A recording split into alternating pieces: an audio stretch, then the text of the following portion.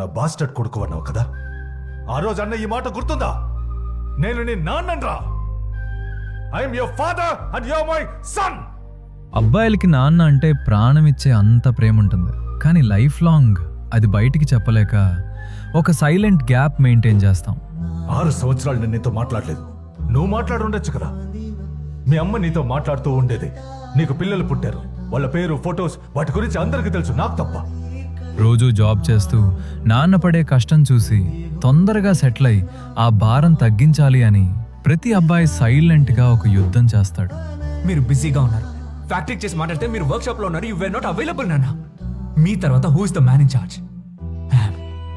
I'm responsible for everything that happens in this house. కానీ ఆ career స్ట్రెస్లో మనం పడే ఫ్రస్ట్రేషన్ తెలియక నాన్న మనల్ని వేరే వాళ్లతో కంపేర్ చేసి తిట్టినప్పుడు చాలా కోపం వస్తుంది. The fact is, Varun is more disciplined. He is capable.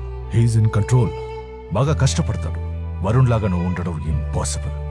నాన్న రెస్ట్ తీసుకోవాలి అని మనం రాత్రి పగలు కష్టపడుతుంటే చివరికి ఆయన దృష్టిలో మనమే ఒక పనికిరాని వాడిలా, బ్యాడ్ గైలా మిగిలిపోతే వచ్చే బాధ మాటల్లో చెప్పలేం. నువ్వు నా పేరు చెప్పి ఎన్ని గొంతులు కొయ్యాలనుకున్నా కోసే, కానీ నాకు తెలుసు నీ లోపల ఒక క్రిమినల్ ఉన్నాడు కాబట్టే ఇప్పటిదాకా ఇవన్నీ చేయగలిగా. Better know it. ఎక్స్ప్రెస్ చేయడం రాని తండ్రి, అడగడం తెలియని కొడుకు. ఈ చిన్న కమ్యూనికేషన్ గ్యాప్ వల్ల ప్రేమంతా బయటికి కోపంగా మారుతుంది. ఏం డేరింగ్ నాన్న, ఇంత పెద్దవాడినైనా నా మీద మీరు చేసుకున్నారు. మన ఇద్దరం కలిసి ఒక ఇంట్లోనే కాదు, ఒక దేశంలో కూడా ఉండలేం. You're right. Get out of my house.